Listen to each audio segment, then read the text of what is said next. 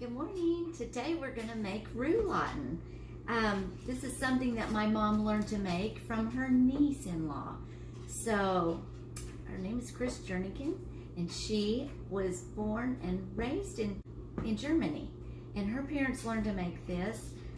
What you're going to need is very thin meat. My mom always had the butcher cut the sirloin tip really thin. And now we can buy it already packaged. This is sirloin tip thin, but my favorite is called Melanesa. And I don't know, can you zoom in on that, Jamie? I don't know if I'm saying that right, but it is the best cut for rouladen.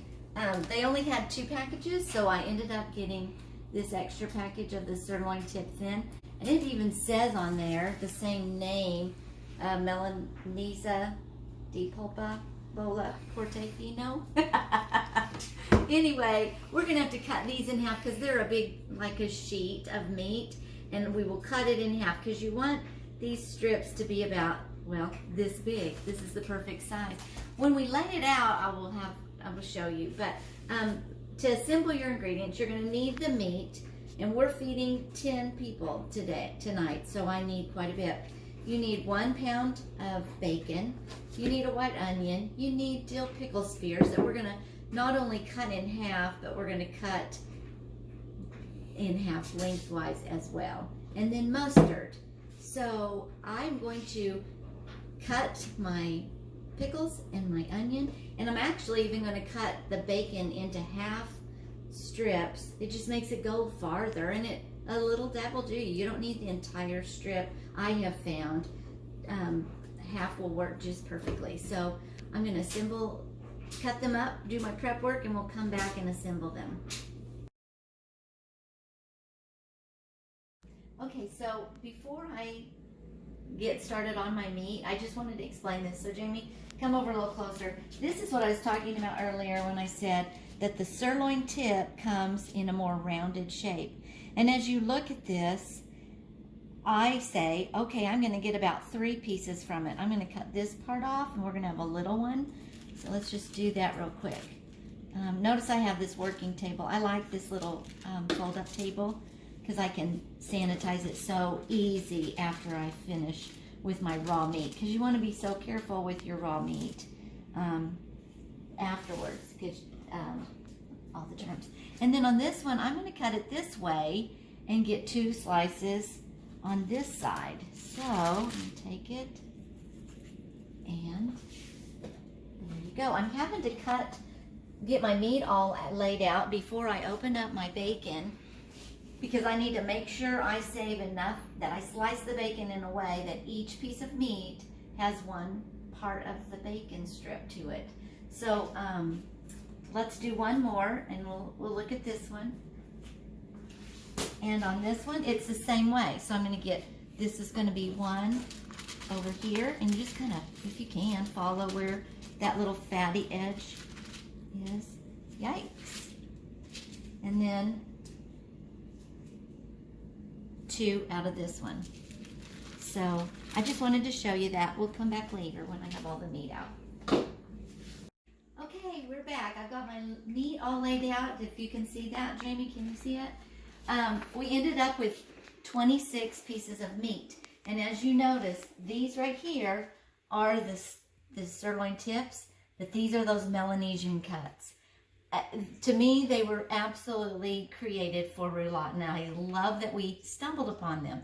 You have all different sizes, which is good, because in our package of bacon over here, which I have to always put the meat out first, and notice I also use wax paper to cover the table. Just forgot to say that earlier. But after I put the meat out, count how many pieces I have, then I have to cut my bacon strips into that. We only had 11 strips, so most of them are cut in half, but then the bigger, thicker cuts we cut into thirds, and those will go on the smaller pieces. Okay, over here we have our white onions sliced, and then I like to cut them, those are in halves, but some are in thirds as well. I just will probably grab something like that size. And my pickle spears are cut up, and they were pretty thick. So I cut them lengthwise into thirds and then in half, if that makes sense. So anyway, now we're gonna show how I assemble them. I do the mustard first, and you just make your little wiggly line. Now, I will say this, as I've said with my other videos, you tweak it. So my mom, when she first would do this, she would use the whole pickle spear, and she would cut her onions in half. After she sliced them, then she would cut those slices in half. And so there would be these big pieces of onion and big pieces of the pickles there. And so when I started making them for my kids, I just took those, but I did them smaller. And we like them that way too. So, and this is probably not exactly the way Chris would do it. I don't know, because I was so young when she taught my mom how to do it. And I don't remember her, how she did it. But so you just kind of tweak the recipe as you go. All right, so we've got our mustard down, and now I like to put our bacon. So let's do these little pieces first. So these guys are gonna get a little piece, and just kind of, yeah, that's a good one. There's, you know, you just kind of go with the flow, because it doesn't matter. It's all gonna cook, and the flavors are gonna all mesh together, and that's what's important. So we just make sure every piece has a little piece of meat, a little piece of bacon, and it is slimy, so, but it's all okay, because you can wash your hands afterwards. Here again, my mom would use the whole strip of bacon, but I don't, because I'm cheap, and I like to do things cheaper. But also, I've come to find out that it's just mainly the flavoring. So a half a strip will work just like, that's really too fatty for me. I'm not thrilled with this bacon, but you just work with what you got. I like leaner bacon, but we didn't get that this time. So sometimes it's not in the stores. You just got to get what the store has. That goes with you and you. And hopefully Miss Jamie and I counted right. And does that look like everybody has a piece of bacon? It does. Okay, so now we're going to put on our onions. Okay, so now we're going to put our onions on, and just a little tab will do ya.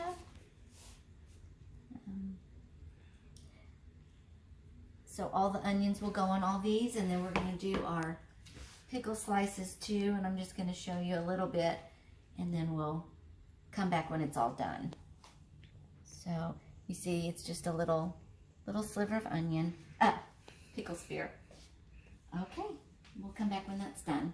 Okay, so we're back. We have every single piece of meat covered in mustard, a slice of bacon to either a half or a third, dill pickle spear, and an onion. So now we're going to roll it up. I do remember this. When my mom first started doing this, she would use thread and wrap each piece with thread, which, as you can imagine, was time consuming. But then she decided, oh, I can use a toothpick. And so, see, isn't that great? That just works so perfectly. You just start with the end where you have your onions and pickles, and you just start rolling it up. And then you secure it with a toothpick. So we'll come back when this part is done. Okay, so we're doing another one. Roll it up, secure it with your toothpick. Another little thing is I like to have my toothpicks laid out, because once you start touching the meat to roll them up, your hands are contaminated, and you don't want to be reaching in a toothpick box and contaminating all the toothpicks, because you won't, use them all. So lay out what you need. Don't poke yourself with your toothpick like I just did. There you go. After we roll these up, we're going to sear them on as much as we can on all sides. With it being cylinder, it's going to be hard to get every part seared in a frying pan, but what you do is you add a little bit of oil. I like to use olive oil in your pan, and just put them in there, a couple or three at a time while you're searing them. And that just means you're cooking them a little tiny bit to seal in the juices. And then you're going to cook them for at least 3 hours. My mom used to cook them in a skillet, like an electric skillet that had a lid on it. That's important that you have a lid. And I have a really big skillet that will make a bunch, but all of these won't fit in it. And so what I've learned to do, as I've had to make more and more and more, is that now I can use 2 slow cookers. And you just put them in the slow cookers, half in each one, and cook them. You can cook them all afternoon, 4 or 5 hours, but they're gonna just be so tender. You'll cut them with a fork, falling apart tender. And you can make gravy out of that juice that it's been in, which I will say you have to use beef bouillon in your water. Mom would always use 6 in her skillet, and that makes the best gravy.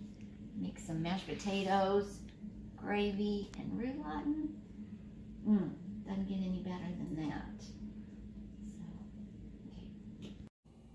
So, okay, we are back, and it's been about an hour that our meat rolls have been marinating in the refrigerator. That's not an important step.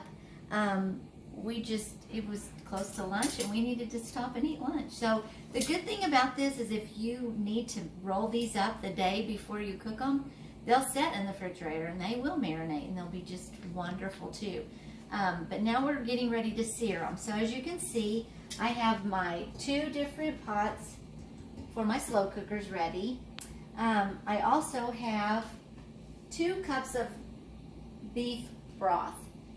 And I have dissolved equivalents of 4 cubes of beef bouillon cubes in 2 cups of water, and they will go over the meat rolls, the rouladen, after they're seared. So let's go ahead and start. I've got this cast iron skillet with hot, we have a little bug. Okay, so we're gonna sear these. You want it hot when they go on. You're gonna turn them and get them seared on all 4 sides as best as you can. There's going to be areas of pink. That's okay. So what it's doing is it's starting that cooking process, which is pulling the meat tight together, getting it seared closed so that the juices stay in. And see how quickly that goes? I'm going to turn it down just a little bit.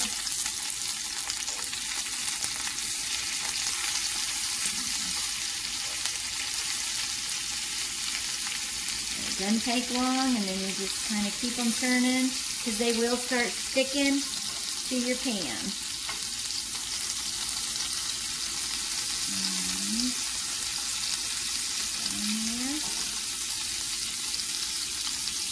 And we're going to do all 26 rouladen rolls, and we're going to divide them up into in the pots equally. So we'll come back. Okay, we are in the process of searing the meat. I forgot to mention that you need about a tablespoon of olive oil to begin with, and you want it good and hot when you put that first meat in. But I have had to add another little drizzle of olive oil in the mix because it just kind of uses it up. But as you can see, that's good and seared all the way around. We're going to start another pot.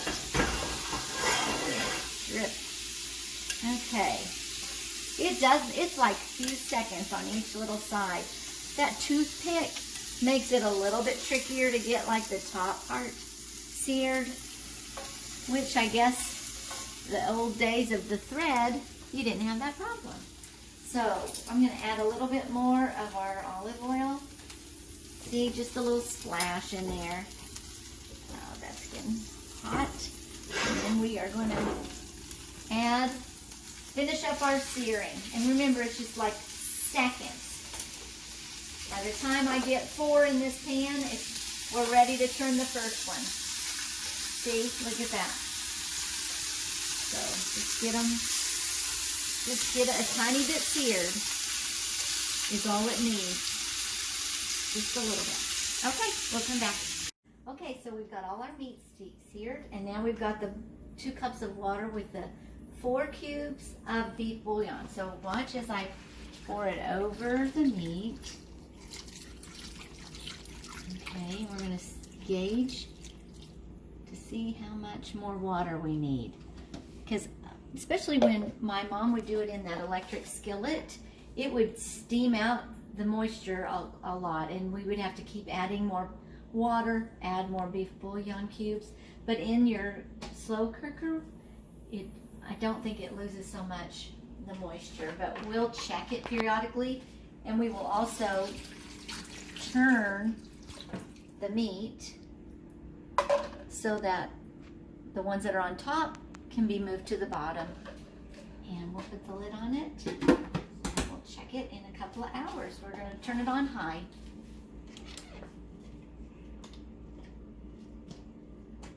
Okay. Okay, so now it's been 2 hours that they've both been cooking. This is a little bit different than a slow cooker like that one. So those rolls are really looking good. This is boiling more, so I've turned it down a bit. But you can see they are doing great.